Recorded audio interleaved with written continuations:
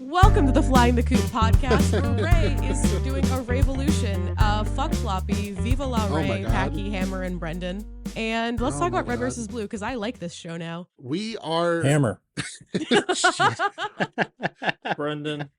As Ray said, this is the Flying the Coop podcast that was very expertly introduced. I would just want to remind everyone that we are a group of individuals united by a common interest that have come together to talk about the things we like on the internet and also fight about it. This week, we have moved on to Red versus Blue, Season 3, and we're changing up the format a little bit. We talked about it last week. Ray, do you want to explain what we're doing? I would like to highlight that you call us individuals every single week, because we could be like a really weird human centipede if we wanted to. Ooh, like a conglomeration. Yeah, but... Those are two very different things.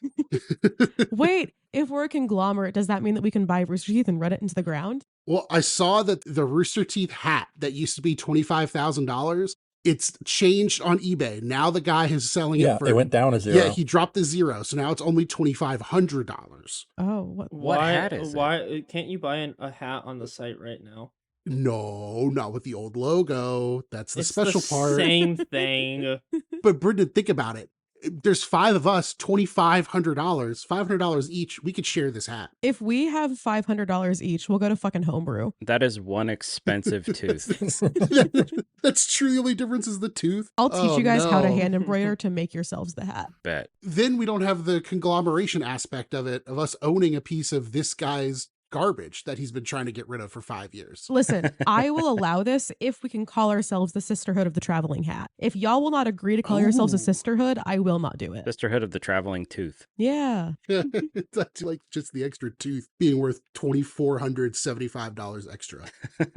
But with all of that being said, we do have a fun new format that we're going to be trying, which means I get to make every single man that has ever heard me speak even angrier, because I'm going to speak a whole lot. Because I'm going to walk us through 5 episodes of Red versus Blue today, with everyone chiming in, giving commentary, and sharing their favorite quotes. We did episode 1, which is also episode 39, and then we ended at episode 5, which is episode 43. So you're going to kind of take us through and we'll just kind of chime in, right? Yeah, we've said like 3 times now. It would be so funny if none of us chimed in. If, we just let Ray do the whole entire episode. Oh, so you hate me. Uninterrupted. No. We just don't interrupt. We don't say a thing. We just let you, Well, go. you shouldn't Exactly. be interrupting me. That's very rude, Brendan. I know. I'm really bad about it. As a person that has met you in real life, you are very bad about interrupting people, but I will say it's because you get so excited. Yeah, I'm just a little autistic. It's okay. He's just like a little dog, guys. Brendan is actually a golden retriever, for real. So Ray's going to take us through the episode. Speaking of golden retrievers, I want to talk about my favorite golden retriever, Mr. Michael J. Caboose. I love him so bad. Except in the beginning of this episode, his voice and Tucker's voice sounded very strange to me, and I did not like it. Could not tell you why. They just sounded different. Can someone catch us up on where we are first with what happened? Brendan, why don't you tell us what just happened? Go for it.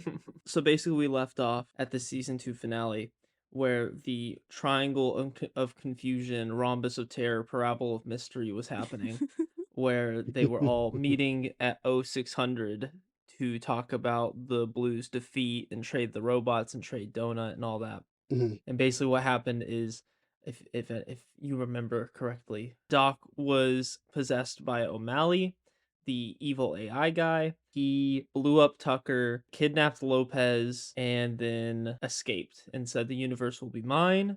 Then the Reds and Blues were like, how ironic, we have to work together. And they recoded the teleporter to hopefully teleport them exactly to O'Malley. And the reason they even care about going after O'Malley, because one might ask, well, why do they even care? Is because the Reds need Lopez back because he has their secret plans, and the Blues need O'Malley back because he's the only guy that can save Tucker. Yep. Which is kind of ironic. And crucially, one of Tucker's last words were, there is no Red versus Blue, because they learned that Vic was actually with command for Red and Blue team. And we don't know what's going on. Vic, Inky Blinky, the one-eyed sergeant. So then Ray, take us through, you said Tucker sounds weird. I don't know why he sounds weird. I just don't like how he sounds. But we start the episode with Donut trying to coax injured Tucker into getting up, and Tucker does not want to. He is ready to just die. and he is ready Right. to be shot in the head by anyone that will do it. Donut does say, "You can't die. I'm bored. All these girls want to talk about is chick stuff and not the fun chick stuff like ribbons and unicorns." And then we see Tex talking about how I don't have treads, but I often find them staring at things they really shouldn't. What the fuck does that mean? It means her boobs. Oh, damn. Her girl parts. Her text parts. Her shark parts.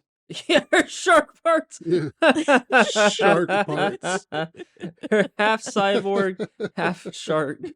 I just like the way it's worded is so weird to me. But Donut then says, like, you see, boring stuff like oppression in a hostile work environment. And I feel like that's how you guys see me. Is I'll be like, hey guys, this documentary is propaganda, and you'll be like, yeah, Ray, that's nice. Go talk about Barbara's appearance in this. I'll be like, okay. Can I make a quick mention? I needed to get this out. This is the first season that I consider not perfect, unlike season 1 and 2. I just want to blurt that out there. Ooh. Okay, please continue. Very interesting, because Okay. I like these episodes a lot, actually. Yeah. I really enjoyed myself. So Donut then conveniently gives us a recap of what happened in the previous season and how they got where they are before we go to see Sergeant Caboose somewhere. Don't know where that is, but it looks fun. And Sarge had so many funny lines in this. Oh, yeah. When he was trying to contact his team, he said, "Hello, anyone? Do you read me? Do I read you? Anyone? Anybody? Nobody? Okay." And that, like, this season starts off like so with a bang, and I was already laughing, and that has yet to happen in any other season where I laughed so immediately. And Caboose, I know I talked about it last season, but he really gets like shot in the fucking head and is just so stupid that it becomes very frustrating for me. Oh, yeah. And Caboose is talking about how O'Malley was in his head and he knows how he works and ticks and everything.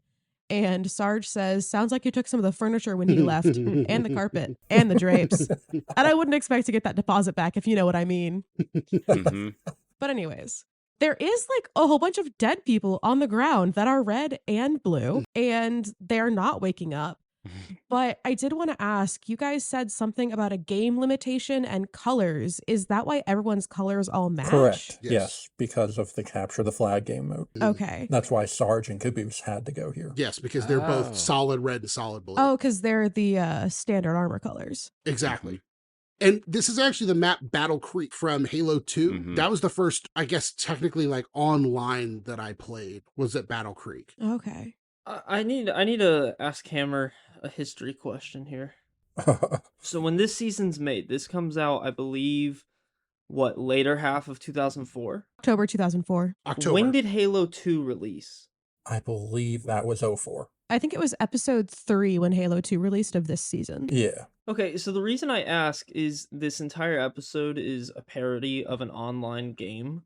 Yeah. Like, you know, because they're all trash talking and being like, "You stole my kill," and all that. We're not there yet. I know. So I'll hold on to the thought, actually. Okay. So then all of a sudden there is a beautiful chime and all of the soldiers just kind of like respawn and start engaging in battle. God, I love my baby girl so bad. Sarge says, "Get over here, give me a boost," because he wants to look inside of this window, and it's this huge back and forth.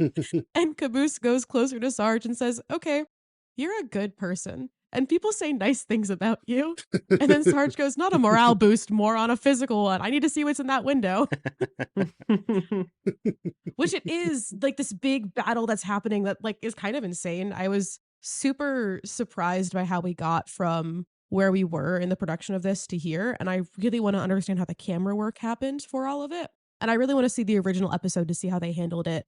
But all the fallen soldiers are so funny. And it's so, it made me feel like I was sitting in my basement watching my brother play video games again. Yeah, I think that was the point. Yeah. And I loved when one of the blue soldiers died. And he was like, "Tell my girlfriend that I love her." And a red soldier yelled back, "She's my girlfriend now, bitch." Yeah. That's Oh. such classic back and forth from those old deathmatch days like that. Oh, yeah, for sure. I also didn't know that It's a Legitimate Strategy was from Red versus Blue. I knew the shirt, but I didn't know why they had that shirt. Yeah, and I think Brendan was kind of talking about this earlier. Like, it's interesting you called it online, like it was a parody of online gameplay. Like a LAN party, except actually online. But like, it really was just it was like multiplayer in general. But like, yeah, at a LAN party, Packy you probably do too. Like, you weren't saying exactly that stuff, but you were just all in the same There's a room lot with of each trash other. talking back and forth. Yeah. Yeah. Yeah, how many girlfriends did you guys claim? At least 7. Oh, wow. At that point, yeah, she went to another school. Hmm. So it is like they are doing that kind of thing, which Well, this is what I was gonna bring up is I thought that online game like that didn't start till Halo 2. I thought Halo 2 was the one that kickstarted that like trash talk like type of style. So the fact they wrote this before Halo 2 made me go, well, what game were people playing back then that Was that the League of Legends not League of Legends. Was that the oh god, what does LOL stand for? That's League of Legends. yeah, that's League of Legends. Wow. World of Warcraft. Is that the World of Warcraft meta to say I got your girlfriend now, bitch, when you slay them with your magic? I don't even know. I don't even know if World of Warcraft was out yet Yeah. when this. WoW released November of 04. Really? Mhm. Wow. Yeah. Yeah, literally, wow. Ah. So this is all just based on guys in a room. I mean, those early days of games like this where, multiplayer was literally just sitting in the same room, either hooking up your consoles or PCs together in the LAN parties. But like Halo was one of the first console-based ones I ever remember playing. But there was old PC ones, I think like Counter-Strike came out before that. That's true. That's Unreal true. Tournament, Okay. Quake, all those ones you could play against friends and stuff like that. There was a lot of trash talking going on back then. And you would say, like, you definitely would call someone a rocket whore because they would just camp the rocket launcher and then just pick it up the moment it spawned and then just use it the whole match. Yeah. It's a legitimate strategy. It is. I was just gonna say like LAN parties are still some of the most fun Mm. I've ever had in my entire Agreed. life. Cause like Mm-hmm. me and my friends for what was it? Well, before my birthday, I was like, hey, we should do a LAN party. Like we should play the original Halo games. We'll hook up 2 Xboxes in my friend's basement and we'll play. And we had a lot of fun. So then for my birthday, we did a bigger one where we had TVs on the opposite side of the room and we did teams of 3 versus 3 and we played through all the original Halo games. Hell yeah. And that was Awesome. just so much fun. My voice was blown because like Mm-hmm. we were yelling so loud and getting so mad at each other. Every time one of us would lose, we'd go over to the other team and start telling them to suck our dicks Mhm. and like just shit talking them. It was so much fun. So if you ever want to have fun, get some friends. And then once you have friends, go play Halo. I definitely remember playing a similar setup, hooked up room to room, and just shouting back and forth between the room at the people that were killing each other. Or my best friend and I were on the same team, but we were both in separate rooms, but we got put on the same team. And I remember yelling at him like, "Yeah, nice shot, motherfucker!" It's just like it's fun that you can still have. Yeah. Like it's not an outdated thing. It still works. And if you want to find friends to have a LAN party with, a lot of conventions that are gaming conventions. So for my area, MomoCon and DreamHack, they have intentional LAN party areas where you can go LAN party with strangers and meet new people and have that experience. Hell yeah. And I'll date myself even further. I mean, I was playing in internet cafes. Oh, wow. I was playing Counter-Strike in internet cafes probably in like 2000, probably around this time, like 2004. Wow. Where you would sit down for Brendan and Hammer, you would go and sit down at a computer that wasn't yours in a place that sold drinks and not alcohol. Well, I don't think they sold alcohol. I was 12, so it didn't hit the same.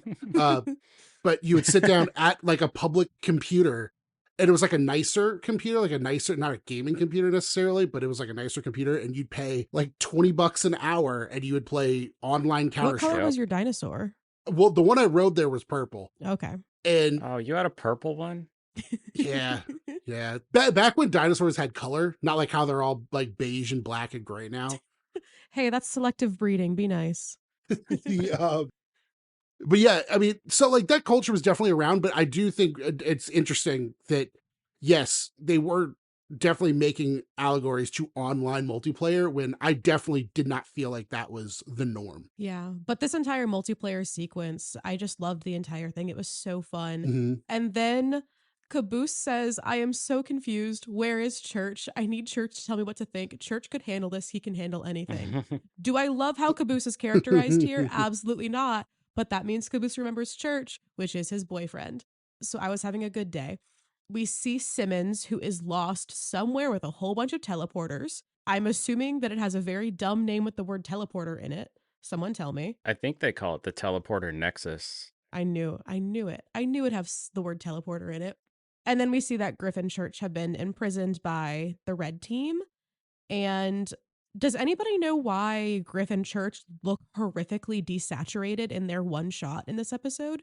Like, their colors don't look correct. Huh. Yeah, I think you're right. Could that be the same situation where was it like a capture the flag scenario and they had to desaturate them to try and get them to match their color palette versus the red and blue standard armor? I don't know, because it's really only, I don't know. There's really only like one That's a or good two question. other guys that show Yeah, up. I'm not sure on that one. Yeah. The colors just bothered me to the point that I like didn't even recognize that they were them for a second. Am I crazy? This is like that map's from Halo 2, right? No, that's Sidewinder. We're still in Halo 1.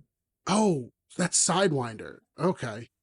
Yep. All right. And Battle Creek was also Halo 1. Mm-hmm. Battle Creek was Halo 1? Mm-hmm. Oh, man, I'm having my mind blown. It got brought into Halo 2 also, but yeah. You didn't realize we were still in Halo 1? I just thought Battle Creek they had in Halo 2. They do. It's a remake. Oh, that's what it is. You knock over some rocks at the top of the map, it says, "Why am I here?" And it has the You get an little, achievement. in the new one, it has the little doll, the little church sniper. Interesting. But that's just my old memory. I just remember Battle Creek and Blood Gulch as two separate games. I think I just probably played Blood Gulch all the time on Halo 1 and Mhm. Battle Creek all the time in Halo 2. Sure. But I mean, your memory works enough to remember that this is a great episode.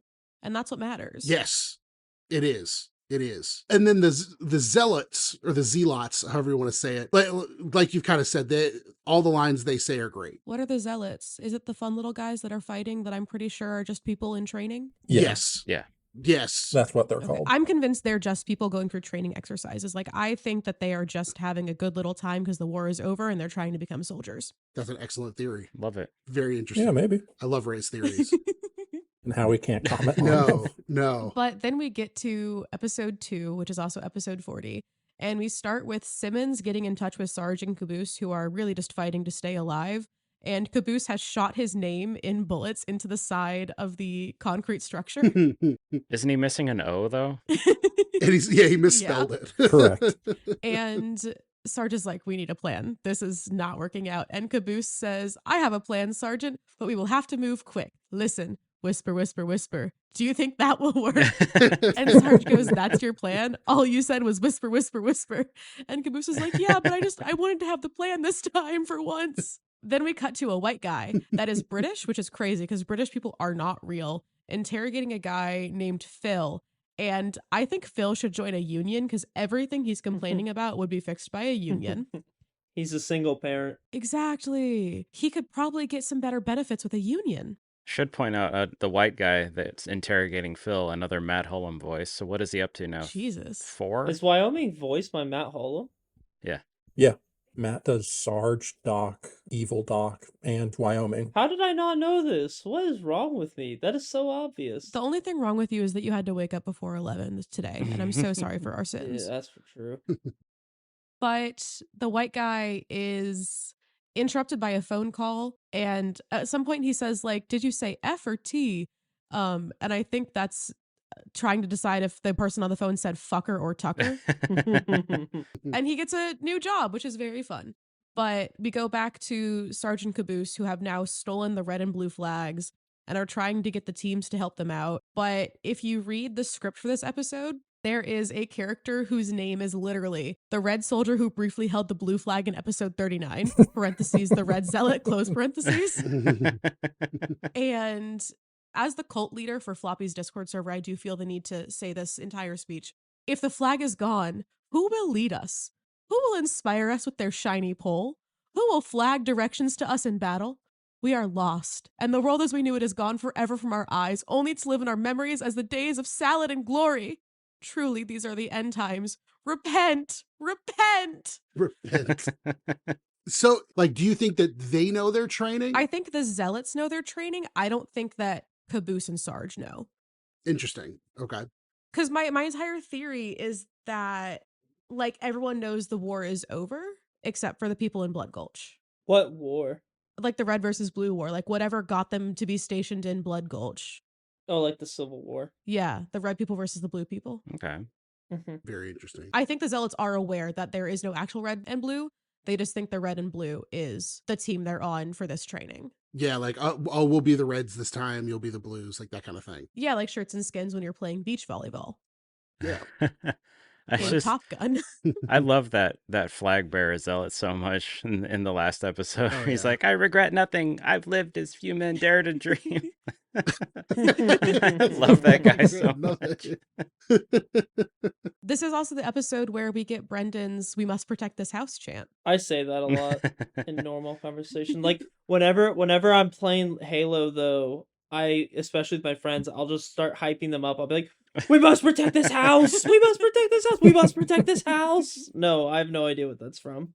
So there was an Under Armour commercial, like Under Armour, the clothing brand. It was like their motto. And it was like a football player like hyping up everybody else, like we have to protect like our home field. So people, I mean, I don't know, Pac, I don't know if you were screaming this at the time, but like it was a big thing to be like, we must protect this house. And I don't remember doing it in like the video game world as much, but it was definitely like a huge pop culture meme of the time. Interesting. Just like Google's motto used to be "Don't be evil," and then they abandoned it. How else are they going to take over the world? Well, speaking of taking over the world, Mhm. O'Malley really wants to take over the world. But before we get to him, Caboose and Sarge are unable to rally the troops, as it were. Mhm. And Caboose is like, you know what? O'Malley used to be in my head. I gotta unleash his Uh-oh. angry side. He thinks Uh-oh. of like evil kittens, and then he single-handedly slaughters everyone. When he says he thinks of he's like kittens covered in spikes. It's like- That makes me angry. to get mad, he thinks of kittens being skewered by spikes. It would make me And then mad. his "I hate babies" line comes in. That I think that was one of the most popular Caboose quotes I think I've ever heard. I've been very back and forth on Caboose this season so far. Like, we're only 2 episodes in, but he got very dumb very fast. And Oh yeah. this scene was like, oh, maybe they were just like writing him poorly for a second. And this was like my kind of switch back to the positive. And I do switch between the positive and negative throughout all of these episodes. Oh, for sure. For sure. After Caboose single-handedly eliminates both teams, Simmons gets in touch with them and for some reason is green. Why is he green? Because he's like talking through the teleporter, which is green. Like a holographic projection. Oh yeah. Got Like a it. hologram. But Simmons then gets them to the teleporter nexus, and you know what? One big happy family reunion. And this is then where we see they're not called grunts. That's a different thing in Halo, right? These are zealots. Correct. We get one of the Yeah. zealots doing the "I gotta take out the trash, I'll be right." So because of that line, my theory became they are all actually canonically in a video game. Mhm. And these are just people like literally doing a LAN party, fighting and having fun and being friends. It's interesting. I remember my theory at the time was that I didn't know they were called zealots, but I thought that they were just people who were really bought into the war.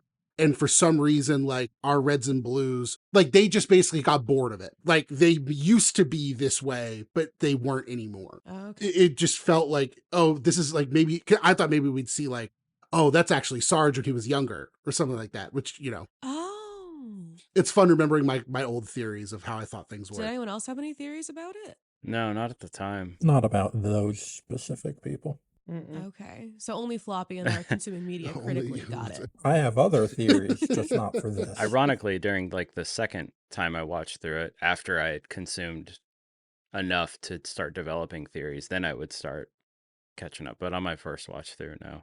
Okay. But that does bring us to episode 3/41, where we start with O'Malley. And he reveals that he has finished modifying Lopez, and then he calls Vic. Mhm. Brendan, you have so many lines memorized. I'm really hoping you have Vic's line memorized here because it is so funny and you do such a great It's impression. great. I don't know how to say this. You put me on the spot. Da, Hey, da, dude, da, it's Vic. da. No solo mio. Not in the casa right now. So Yeah. leave a message and I'll call you back. Just oh yeah. I remember this now. Oh my god. And I'll call you back. Just leave your what's up at the yo. I remember that now. Yeah, I totally know what you're talking about. I say that a lot too. I always think about that and be like, so just leave your message at the yo. But O'Malley is like, Vic, pick up, it's me, and then he laughs evilly. And Vic finally picks up and he's like, oh hey, Dr. Baron von Evil Satan, what's up, dude? I love that name. And O'Malley reveals this big plot to eliminate both the red and blue teams and rule the universe. And then he also tells Vic that he's hired an assassin to kill Tucker to handle the red/blue problem. And guys, I really think the war is over. What do you think the problem is? A little red versus blue I think the problem is that Blood Gulch is an experiment and Tucker isn't supposed to know that red versus blue is not actually red versus blue. So who do you think knows that? Do you think it's just Vic and O'Malley? I think that it's probably bigger than them, but I don't know. Like, oh, I mean of who we know. Do you think any other characters, like Tucker obviously knows that Vic isn't what he appears to be, but do you think there's anyone else in on it, or do you think it's just like a bigger conspiracy outside of what we're getting so far? I think Tex probably knows. Okay. Interesting. It would make sense if Tex knows because she had O'Malley and also she isn't a red or a blue. But right, she's a freelancer. That's a good point too, because Caboose could channel what it was like when O'Malley was in his head and remember certain things that O'Malley taught him. So it stands to reason Tex would be the same. Yeah, okay. And I mean, Caboose, I feel like Caboose got so lobotomized after O'Malley left that he might know, and he might be the one to drop it in some like dumb little line, not really understanding what he's saying because of how like annoying his character is now. But yeah, I think Tex knows and just isn't saying anything because she doesn't care enough to tell them. And at base, what is O'Malley? I mean, that's important to like this whole discussion. I mean, like, what do we know about O'Malley? O'Malley is an AI created to make like super soldiers, basically. I think It was like to enhance Tex, or like the free, like they said they all had a portion in their armor that allowed the AI to like help them. Yeah. So it's like, what is this? Why does this AI seem to know something's going on? Yeah. But we do get some more about the AI and freelancers a little bit later in the episode. We do.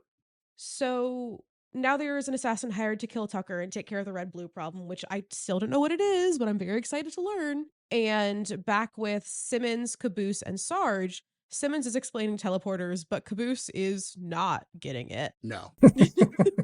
And I really love the way Simmons and Sarge are interacting with Caboose like this entire time, where Caboose is like, we should definitely take the green one. And Simmons just goes, okay, be quiet now. Then they get a call from Vic, and we don't really know what Vic says yet, but we do get to go see my girly pop Tex talking to Tucker. Yay. And she is telling him that a guy named Wyoming is going to kill him and asks why. And the exact quote, God, I laughed so hard when this happened. But Tex said, someone has hired a freelancer to take you out. Do you have any idea why? And Tucker said, I can't say. And Tex said, keeping secrets? I find that attractive. Tucker said, you do? And Tex, in attractive people, yeah. And everyone keeps using the word freelancer. And I have heard something called Project Freelancer previously. So I think that this is like a Project Freelancer thing, but I'm not sure. But we learned that Wyoming was a freelancer from the same program as Tex and had advanced artificial intelligence, and that there's 49 of them because some guy named Florida, something happened to him. Do we learn what happened to Florida? Yeah. Oh, yeah. Poor Florida. In a way. Thank God. Thank God. You're going to have to wait a while, but yeah. Shit. Yeah, it's going to be a long time. But like you said, you pegged it. I mean, there's something called the freelancer program, and we now know there's 49 of them. And so we only have now met 2. I do have a question. Is Tex, so she makes a joke that her name was Nevada. Is that a joke and sarcasm, or was she actually Nevada? Yes. Yeah, it's just a joke. Okay. But I agree. I think the delivery was a little like Obscure. Like, I don't think it was super clear. In the heyday of trying to decipher red versus blue lore and trying to connect all the dots, there was definitely a handful of people I remember thinking that wasn't a joke and that Tex was actually some like freelancer from Nevada instead of Texas, and like a whole reprogramming or something like that. Like there was a lot of wild theories. You could also like that would line up with their humor. Like, oh, Tex is actually just like her name from when Church knew her. But she's actually Agent Nevada. Okay. Like, who knows? Because this note does end with just, I have autism. Because I just didn't get it. But then we go back to my baby boy Caboose, and he wants to help find Church. So he presses a button that activates a bomb in Church's robot body. And Caboose and Sarge They interact so cute. Yeah. Caboose is like, can I push the button to make it go, please? And Sarge says, okay, Caboose, but just this once. And Caboose is so excited and he's like, yay, thanks. And Yeah. Sarge laughingly says, like, what a little rascal. And then Simmons tells Caboose to stay away from him. He's mine. I love their interactions. Yes, Simmons did not like that. Sarge and Caboose are such good Yeah. interactions. Oh, yeah. I like that they've finally in this episode fallen into their dynamic because Sergeant Caboose previously was very much like Mhm. my annoying little sibling. And now it's like, oh, my little sibling. Like when you're 15 and 13, but then you're like finally in your late 20s and you actually like each other. Mhm. But then they start hearing voices of Donut.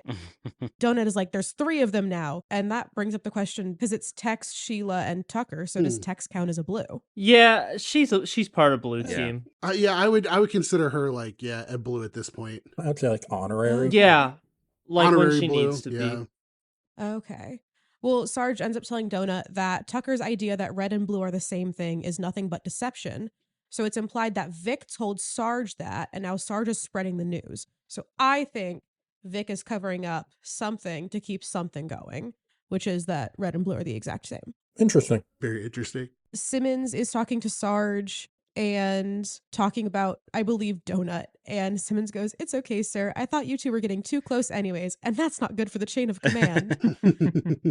So Simmons' like ownership of being Sarge's favorite is kind of shifting in this so far, where he like is getting called out by Sarge for kissing his ass a couple of times, and Simmons is like being mean to people that Sarge is showing like positivity towards. And I'm really interested to see if that becomes anything. I'm not sure if it will, but I am enjoying watching that dynamic shift and be played with. I love when everyone is silent because it just means that I might have hit on something, or it just means that I'm like a little fan fiction Tumblrite. Maybe both. Both will play Okay, very well. Okay. But then we see Church in jail where he is belching, and Griff is like, I can beat that. Also, your stomach is ticking. And that is how the episode ends. Yeah. I did have one thing for this episode. There's a shot outside where you can see a skull on the ground. And if you remember back to Church's story, Tex took someone's skull out and beat them to death with it. Good call, dude. Or Jimmy. Poor Jimmy. He was a good Good old kid. Jimmy. He's a good kid, that Jimmy. I like that part when they hear the voice through the teleporter. They're like I hate this. It sucks. Like, oh, it's Church. It's like I just want to lay around and do nothing. I think it's Griff. Right after I take this nice warm bubble bath. Donut. Oh, man. Ray, you're doing great. This is fantastic. Oh, thank you so much. Welcome to the Ray podcast. So then we go into episode 4 or 42. Hey guys, what's the fun little joke about 42? Because we have to reference it if we're going to say the number. That it's one of the numbers in Lost. The answer to the universe or something like that. It's the secret to 6, 7. No. At Thanksgiving dinner last night, I got my 3-year-old nephew to say 6, 7, and then he wouldn't stop, and that was a regret in my life. Well done. Oh, no. But episode 42, which is the secret to life, the universe, and everything, Griff is trying to convince the jailers to let him out because he is also a red, like what the hell? And Church says there's no I in team, Griff. And Griff says, yeah, there's no you either. So I guess if I'm not on the team and you're not on the team, nobody's on the goddamn team. This team sucks. And then we see Simmons start to reprogram a teleporter as he's telling Donut how to do it with the Reds teleporter back in Blood Gulch. And this entire thing just convinces me that Tucker knows the war is over. Like everything is just, if I'm not right about this, I'm going to be really upset. But we do get a great Donut line that is, I never knew a Phillips screwdriver was the X one. Do you think it's named after a guy named Philip? That guy Philip must have had a fucked up shaped head. And then Sarge in all of his glory goes through the wrong teleporter. And Simmons is like, hey, it's this one. Haha. And without seeing them go through everything, we cut back to Griff, who is singing for us. I love this. The nobody knows the troubles I've seen. Yeah. Nobody knows but Jesus. Griff is really embracing his place in jail. The time inside has changed him. Yeah, it's been like 7 hours on the inside. He should go to cell block C. Those guys are animals. He's all institutionalized and shit. But so Griff is really embracing his place in jail. And Wyoming comes to like the gate of where they're standing, and Church knows him. So, guys, I have a theory. What's the theory? My theory is that Church and Tex and Wyoming all know each other because Church, wait, is Mhm. Church Florida? That's an interesting question. Who I don't knows? know. He could be. Wait, wait, I'm making this theory in real time because there's a guy missing and Church doesn't go by a state name. But how else would he know Tex and Wyoming unless he was Florida?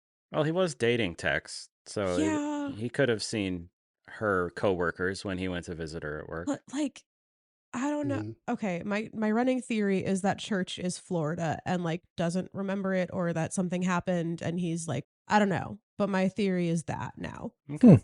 That's very interesting.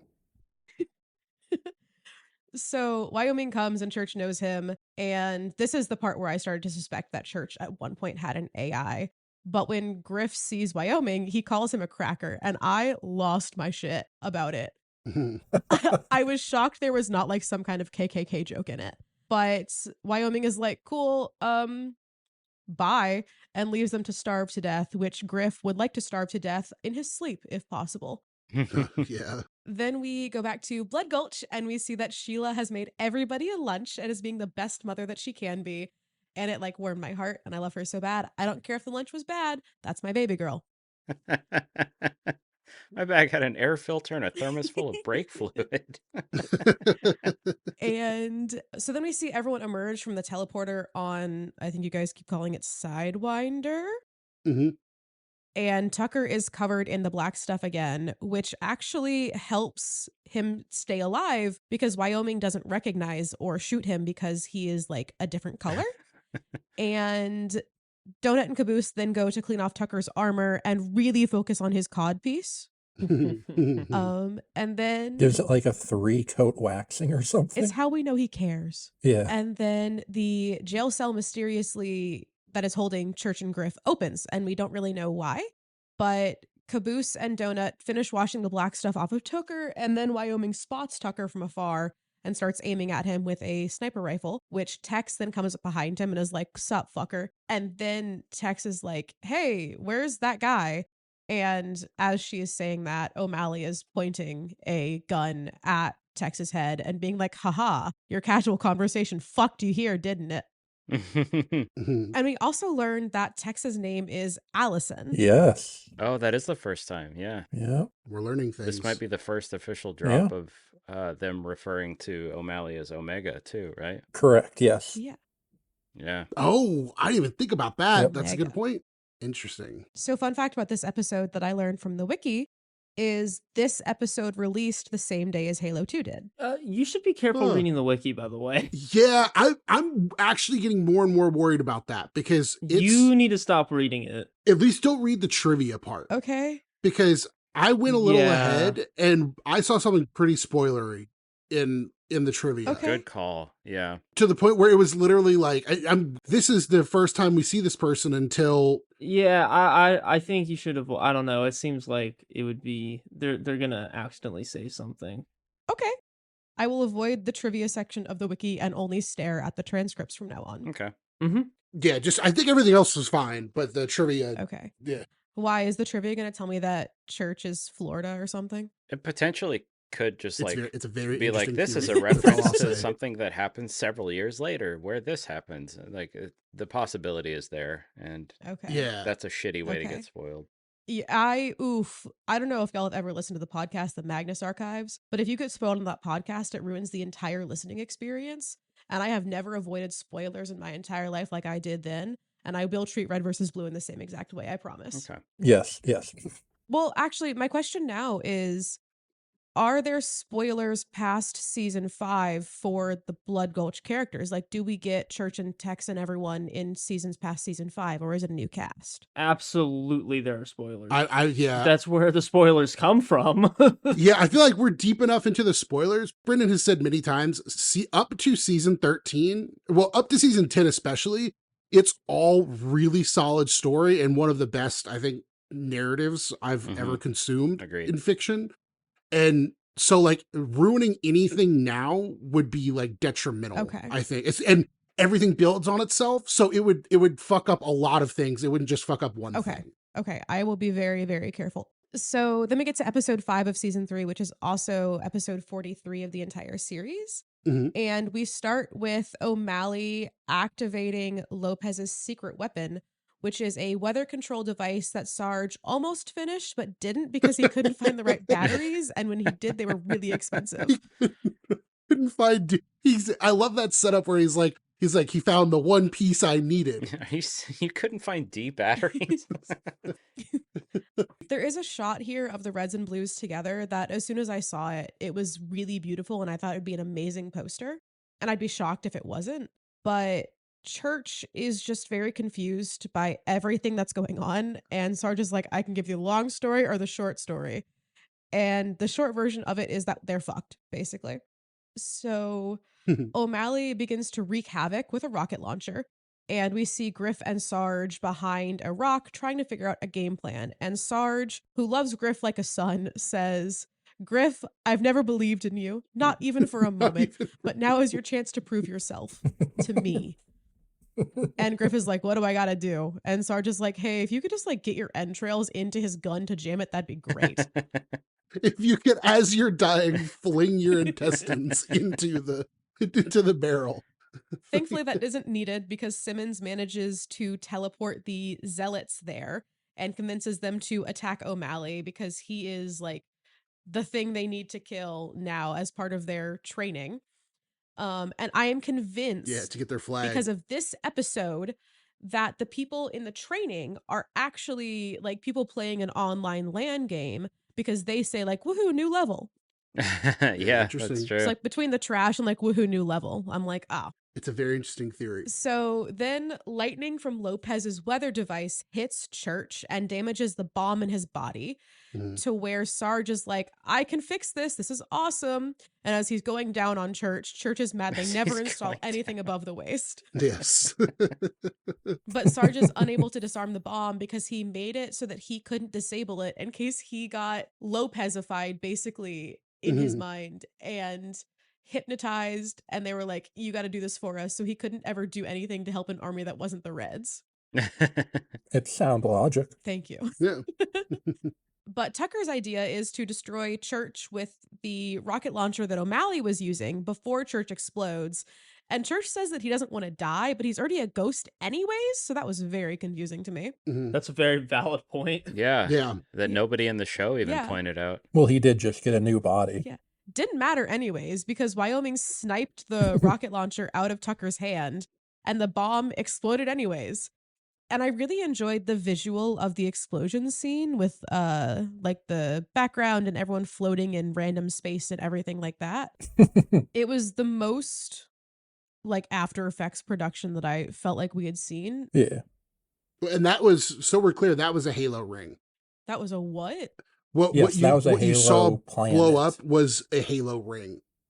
Like that's what a Halo is. Oh, wait. So halos are like actually halos. Yeah, it's like a ring. Yes. It's a ring world. Yeah.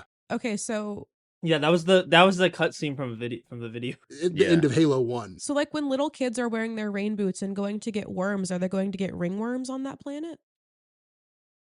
Sure. So anyway, they're floating in this temporal space. Yes. so they're floating in the temporal space. So they're floating and it's very interesting. And then the next thing we see is that like Tucker wakes up and suddenly the graphics are very good. So my question is, did they like use this as an excuse to start filming in Halo 2 with better graphics? Yes. But I think they've since talked about how they regret it because they moved into Halo 2 too quickly. Okay. Oh, really?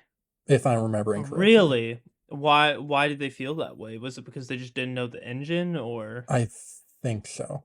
If I'm remembering correctly. It's been a minute since I've watched the commentaries. I assume there were several limitations to switching to a new game engine, things that Halo 2 had that Halo 1 didn't, or vice versa. There's a great story from Anma where they talk about how Microsoft brought them out to basically play Halo 2. But the first thing, so Jeff and Gus go and they treat it as like a business trip. They go and they immediately start trying to like, okay, I'm going to try to shoot this scene. Like, how is this going to look? And They one of start the machinimating. yeah, they start immediate. But the craziest thing is, I can't remember if we've covered this for you, Ray, but do you know why their heads do that? Like why they're able to bob their heads? Yeah, so Jeff talked about it in the Why We're Here Yes, documentary. It's a it's glitch a where if you glitch, point your right? gun down, the head pops up. Well, when they showed up to test Halo 2 for Machinima, the guy goes, "Oh, and great news, we fixed that glitch." Oh no. And they went, "What do you mean?" And like, "Oh yeah, we fixed it, so the head doesn't pop up anymore." And like, "You got to put it back in. Like that's what we need." So they ended up putting it back into the game, even though they fixed it. Really? But yeah, they talk about their first time playing, and they were like trying to figure out what they could and couldn't do. And I do recollect the same thing that yeah, they were that they did feel like they moved into it too quickly, but I don't remember the reason. Yeah, I would have to rewatch the commentary. Was that story told on Anima Floppy? I think it was Anma specifically before Good Morning Gus. Well, speaking of Anima, back when they were doing the anarchy questions or whatever, Yep. I submitted one asking what their favorite Halo game was to use back when they were more involved than just VO. And if I'm remembering correctly, they answered Gus's favorite was Halo 1 Mm-hmm. because the limitations and having to be creative. And then Jeff preferred Halo 3 because of the new additions. So nobody. But they Halo both 2. agreed that Halo 2 was the worst. Interesting. I love how Halo 1 looks. Halo 1's so bright Mm-hmm. and vibrant with color. And Halo 3 looks good because Halo 3 is a great looking game to this day. Yeah. Halo 2 is this weird middle child that I love Halo 2. It's my favorite Halo game, but like as visually, especially from Machinima, I just can't stand it. It's so It looks like it's part of the DC universe. Yeah. it's very does. gray. It's very And the weird thing uncolorful. is the remaster it looked great, but it still had the same problem where it was still dark and gray. And I thought they would fix it somehow, but they just made it more of itself. Mm-hmm. Interesting. You know what else is interesting? What? Tucker was in a fucking coma, guys. Oh my God. I think. But He has a habit of doing that this season. Yeah. oh no. Spoilers, guys. Well, in Blood Gulch when he was injured. Oh yes, he was. Okay. Mm. So Tucker wakes up from his coma and Donut attempts to direct a play to explain the sequence of events that have happened to them to Tucker. Simmons said, "Hello, weary traveler. We represent the timeline. Sarge, I am the past, where things cost less and people knew the value of a hard day's work, but they only lived to be 28 years old. Simmons, I am the future, where people have no morals and no emotions, but we have a bunch of kick-ass gadgets. Griff, and I am the present, which sucks. We have nothing cool and also no morals. Donut, I am the helpful narrator, a faceless voice used by poor writers." And then Caboose enters stage left. 4 Yeah. solid lines. The interesting thing, I don't know how much you've played of Halo, but I know you told me that your brothers played it, is each new Halo game brings a whole new plethora of maps, which is interesting from a storytelling perspective because they just lost all Halo 1 maps by making the switch. Wait, so we never go back to Blood Gulch? Well, we'll see. Well, I would assume that we don't go back to Blood Gulch until a remaster happens of the map to bring it into a new game. Maybe. Mm. It's very interesting. Oh, wait, no, because we might, because anyways, that's the end of the episode. Okay, we'll get there. I wanna hear what you were gonna say. Well, we might get to go back to Blood Gulch because Church is allegedly in the past. Oh, okay. But Church is super far in the past in a game that looks like basically fucking Doom. So Donut's play gets just absolutely botched. And unfortunately, Caboose and Donut fight. And this really broke my heart because they are in love. And they're going to repopulate the earth together. So it's a couple spat. And they almost break up, but I really hope they don't. And so the group just kind of tries to figure out what's going on. And they're like, hey, we've basically decided that we were standing in front of Church. So we've been blown into the future. And then Tucker is like, wait, then where's Church? Like, haha, guys, where is Church? And he decides that if they were blown into the future, that Church must have been blown into the past. And we end the episode seeing Church in what I thought when I first saw it was Doom. But I don't think it was Doom. No. No, it's a game called Marathon. It was like Bungie's game before Halo, basically. Okay. Yeah, but that's a great pull. It definitely does. Like, I see why you thought it was Doom. I've also Yeah, never it played totally Doom. looks like the same era. Mm. Did you guys know that you can actually hook up a pregnancy test to play Doom? No. Somebody also put Fun. Doom on a fan fiction website. They coded it to play Doom. That has to be the most ported game of all time. Well, it's a Oh, huge yeah, internet for meme sure. that if it has a screen, it can play Doom. Because it's like an infamously small game. This is like one of the rare wholesome moments to me is I love Tucker's concern for church. Very genuine. Yeah. Oh, Mhm. yeah. It's one of the few times that you see them like, oh, look at that, they care about each other. Yeah. Because he's like, Like they may wait. fight, but they love each other. Yeah, you get to see it a little bit here, and I'm like, that's fun. Yeah. Even though I have lost my active love for Caboose because of his characterization, I do really enjoy how in this season so far, they're actually building like the relationships between the characters, and it's not just like that constant fight struggle where everyone's always mean to each other, and I'm really enjoying it. Yeah, it's Mhm. not just like red versus blue anymore. Now it's red and blue. Well, red and blue are the same. Allegedly. Yeah. Or there is no red versus blue. Ooh. Right. First of all, again, amazing job. Tell us where you're at. What they just said, basically how you summarized it was they got blown into the future. Church got blown into the past because of where they were standing. Do you think that's what happened? I haven't necessarily given thought to any theories about like what is actually happening to them right now.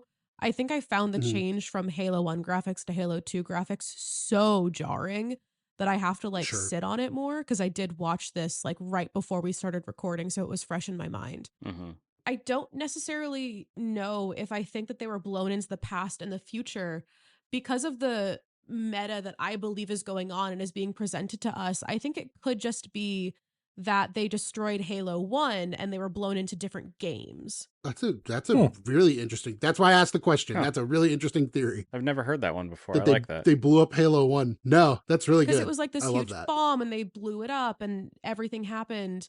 But there's been this constant undercurrent this season with the zealots of allegedly maybe being in a game. So what if it's like, oh yeah, they blew up Halo 1, but it's actually just like when the servers for online play went down, where it ends up being this huge meta joke of like, yeah, you guys fucking ruined LAN parties for Halo 1 by blowing up something important, and then it blew you guys into these different things because you're sentient or whatever. Like a Wreck-It Ralph kind of scenario. Man, Yeah, kinda. that's a heck of a Okay. theory. Oh yeah, that's a heck of a theory.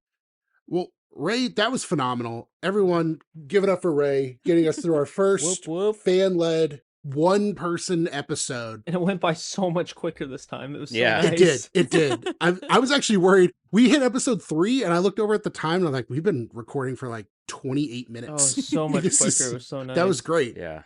This was a good change. It is exciting to see fan content spinning up again, and we're getting people who are clearly very passionate about just all of the different properties from Rooster Teeth. But yeah, just on this podcast, we have so many people who are already doing like really awesome creative things. One of us made Machinima. Yeah, and one of us made a Lego warthog. And one of us made fan edits. And 5 of us made a podcast. Hammer, what are you working on? I'm working on a Machinima, if you can believe it. What? Oh, that's how he gets the name. Yeah. It's going to be a 6-episode thing. Right now, the first 3 are out. Floppy is in one of them briefly. I heard that. Hello. And right now, 4 is being filmed and edited. It's like 80% of the way there.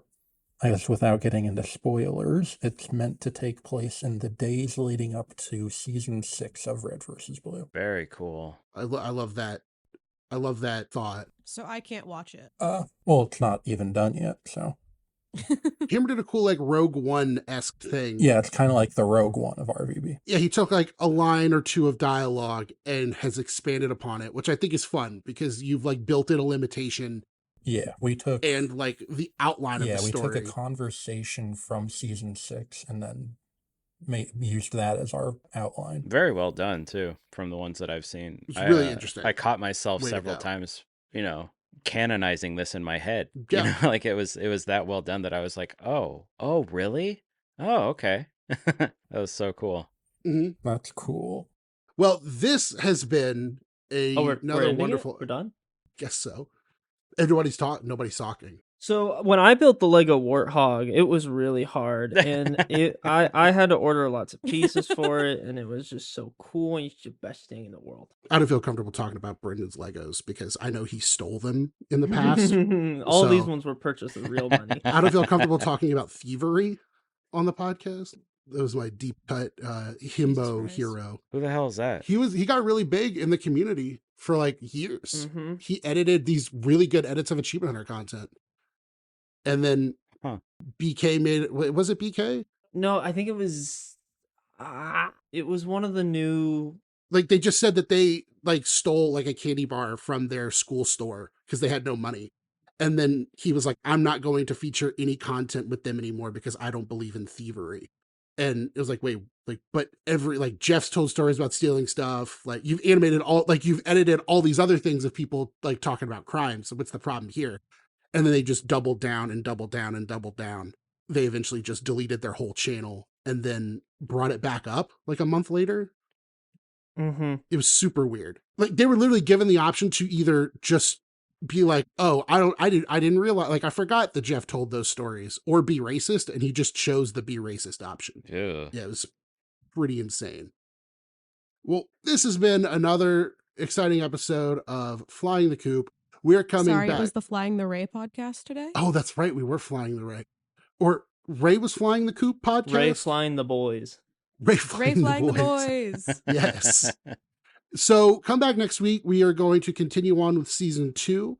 And let us know how you like this new... 3. Oh, Jesus. So back next week, we're going to keep going with season 3. Let us know how you like this new way we're doing it. Do you like Ray doing it?